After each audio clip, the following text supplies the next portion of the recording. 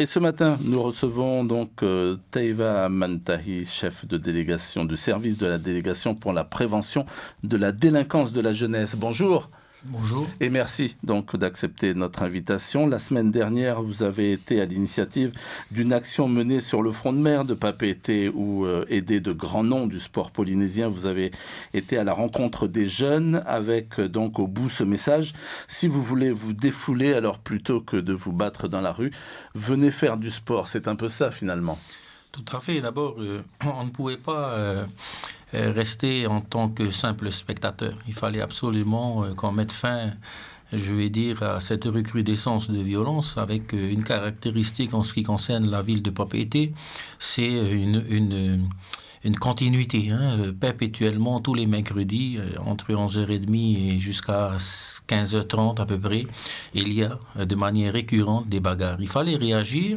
Je crois que la force du dispositif ne tient pas du tout à une seule personne, mais vraiment à la volonté des services coordonnés. Et j'insiste là-dessus, parce que c'est bien la première opération où on a une coordination entre les services du pays. Alors, en ce qui me concerne, la DPDJ que je représente, mais également Lucien Ly, chef de service du service d'assistance et de sécurité, les vigiles, notamment de la présidence, qui assurait toute la partie sécuritaire en termes de domaine public, notamment la place Vaiete qui est sous l'autorité du SAS et le front de mer. Mais aussi une coordination avec les services de la mairie de Papeete, la police municipale, évidemment les médiateurs urbains, et puis enfin les services de la justice, j'ai envie de dire, la DSP, la douane, la brigade canine. Si vous voulez, alors à notre niveau, le plus qu'on a apporté, ce sont les ambassadeurs, et aussi le volontariat, le bénévolat même, l'action bénévole de fédérations de sports diverses, et les personnalités ambassadrices qui portaient le message de prévention à l'adresse des jeunes. On a choisi notamment des personnalités qui étaient reconnues par la jeunesse parce que il nous semble qu'ils sont plus à même de porter les messages de prévention, notamment Rehiri Dioudes. Il y a aussi Henry Burns, comme on a pu voir. Et là, vient de nous rejoindre depuis ce matin Naya Bennett. Donc, le capitaine des Tikitoa, l'entraîneur footballeur, on a plus de chances d'atteindre la jeunesse si les messages sont portés par ces personnalités-là. Dans le domaine du VAR, on a par exemple été rejoint par Kevin Séran-Jérusalemi, Manutea Mion, qui brille en Polynésie comme en Nouvelle-Zélande, champion néo-zélandais. Voilà. C'est vraiment pour dire qu'à un moment donné, il fallait réagir et il fallait aussi que les messages soient entendus. Je profite d'ailleurs, Ibrahim, pour remercier notre jeunesse. Parce que on dit souvent qu'il y a les violences dans les rues de Papeete, et c'est vrai, on ne va pas le nier. Mais en tout cas, mercredi dernier, la jeunesse était irréprochable. Attentive, chaleureuse, même si au départ un petit peu surprise, mais volontaire dans la discussion et dans l'échange. Certains même ont fait le choix d'adhérer aux fédérations qui étaient en place. Est-ce que le plus dur, c'est pas d'arriver à évaluer donc sur la durée l'impact d'une action comme celle-ci? Alors, on va l'évaluer parce qu'il ne s'agissait pas d'une opération coup de poing, j'ai envie de dire. Permettez-moi l'expression. Non, on va l'évaluer parce qu'on va proposer d'ailleurs en Conseil des ministres, via une communication, de pérenniser cette action. D'abord, on voulait vérifier si en effet le dispositif allait plaire à la jeunesse, parce qu'il ne s'agissait pas de venir et de rajouter de la violence à la violence. Manifestement, les jeunes étaient en demande. Certains même, majeurs, parce qu'il n'y a pas que des mineurs dans la rue, nous ont dit parce qu'on n'a pas de boulot. Parce qu'on s'ennuie à la maison. Donc, il faut trouver des réponses à cela. D'accord. Vous avez donc bien identifié les causes. On a une des causes, elles sont tellement multiples. Vous imaginez qu'il y a multiples raisons pour être en ville. Il y a l'attractivité, il y a la volonté d'en découdre, il y a parfois une volonté simplement de loisirs, de commerce, il y a une oisiveté au niveau du domicile ou bien dans la commune avec très peu d'attractivité. Les causes sont diverses et variées, mais ce qui est intéressant, c'est qu'à travers ce dispositif-là, on peut essayer d'approcher véritablement, j'ai envie de dire, la fragilité d'une jeunesse qui n'est pas que dans le passage à l'acte, parce que derrière tout passage à l'acte, il y a un cri d'alarme. Et nous, ce qui nous intéresse, c'est l'accompagnement qu'on va proposer. Pour en revenir à votre question de départ, la DPDJ, en effet, sur les 8 prochains mois, va pérenniser l'action. C'est-à-dire qu'on est en discussion avec le ministère de l'Emploi notamment, pour essayer de faire en sorte que tous les mercredis, de manière coordonnée, avec la mairie, la DSP et nos services, on puisse apporter une présence, qui est une présence, certes symbolique, mais qui est aussi une présence préventive, parce que ces jeunes, en effet, viennent de communes avoisinantes, parfois aussi de propriétés, mais on s'est aperçu surtout qu'ils ont aussi des désirs, une volonté, soit d'adhérer dans des salles de sport, soit parfois, pour certains qui ont décroché de l'école, de se remettre dans le milieu scolaire. Pour certains autres, et je parle notamment là des adultes qu'on a rencontrés, il y a la voie du RSMA, puisque le RSMA permet une réinsertion véritablement avec une qualification, mais pour les 18-26 ans. Et puis après, il y a aussi une réorientation pour tous ceux qui ne peuvent pas malheureusement bénéficier du dispositif RSMA avec les dispositifs d'insertion qui sont le CEFI notamment. Donc c'est vraiment ce rôle d'être dans une approche d'abord de proximité, il fallait le faire, dans une volonté de coordination de l'ensemble des acteurs, et puis aussi être proche des réalités de notre jeunesse. Vous faites un peu le travail du ministre de la Jeunesse. Non, on fait le travail de la délégation pour la prévention de la délinquance. Vous faites bien de me le dire, mais en fait, si vous voulez, nos compétences sont partagées en ce qui concerne la délégation, puisque le temps m'est offert pour en parler un petit peu. On a 3 missions, même si c'est vrai que beaucoup parlent uniquement de la délinquance. Mais les 3 missions qui me sont confiées, c'est la première, la promotion de la jeunesse responsable polynésienne. Donc on promeut la jeunesse, parce qu'il y a aussi des jeunes qui vont bien, vous le savez. La deuxième, c'est la prévention des risques de délinquance. On y est. Et enfin, la troisième, et c'est pas des moindres, mais ça fait un tout, c'est le soutien à une parentalité responsable et agissante. C'est important, parce que les parents également ont une responsabilité et ont leur rôle à jouer. Alors comment impliquer justement les parents sans les culpabiliser, j'allais dire? Il s'agit pas, oui, merci, il s'agit surtout pas de culpabiliser qui que ce soit. Je peux vous garantir qu'on a en effet une 50aine de jeunes qui nous ont été signalés depuis que la délégation est créée, c'est-à-dire depuis 6 mois. Aucun parent, sur les 50 mineurs qui nous ont été signalés pour diverses raisons d'ailleurs, n'a refusé l'intervention de mes agents. Les agents vont à domicile, sont bien accueillis. On a des parents, en effet, qui parfois eux-mêmes ne comprennent pas les comportements de leurs enfants.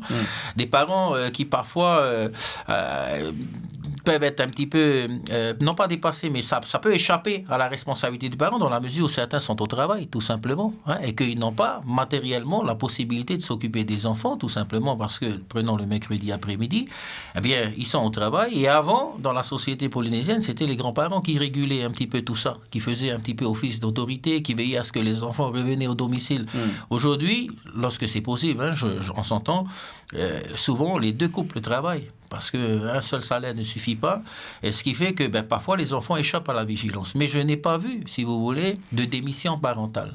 En tout cas, sur les situations sur lesquelles on est intervenu, parfois, les parents, quand on va à domicile, apprennent en effet que leur enfant a posé tel ou tel acte. On sait aussi que l'enfant à la maison peut avoir un comportement tout à fait angélique et se révéler autrement à l'école, on le sait très bien, ou dans la rue avec des comportements un petit peu déviants, tout simplement parce que le jeune, quelle que soit l'éducation qu'il reçoit, et ça j'insiste, malgré toute la bonne volonté que peuvent avoir les parents, etc., le jeune a son libre arbitre, il décide au final.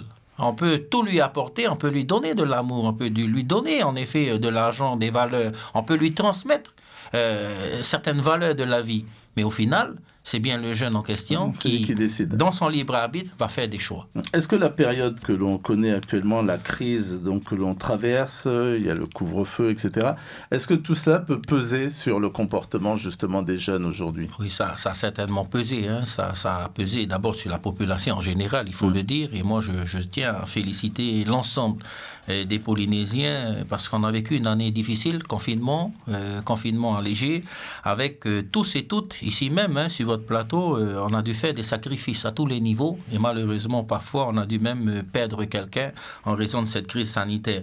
Les jeunes n'ont pas été épargnés. Vous pensez bien que le propre même d'un sportif qui fait de la compétition, c'est d'avoir des objectifs et des compétitions. On a fermé les salles, on a abandonné les compétitions et on en est conscient. Mais si vous voulez, la mesure sanitaire s'imposer à cela. Donc on a dû changer nos fonctionnements, bouleverser un petit peu nos comportements. Ça a eu une incidence et c'est d'ailleurs la raison pour laquelle on remercie, mais compte tenu, si vous voulez, de l'évolution de l'épidémie, on peut se permettre aujourd'hui de réouvrir les salles et c'est une très bonne initiative parce que, en effet, les jeunes débordent d'impulsivité, d'énergie, vous le disiez tout à l'heure.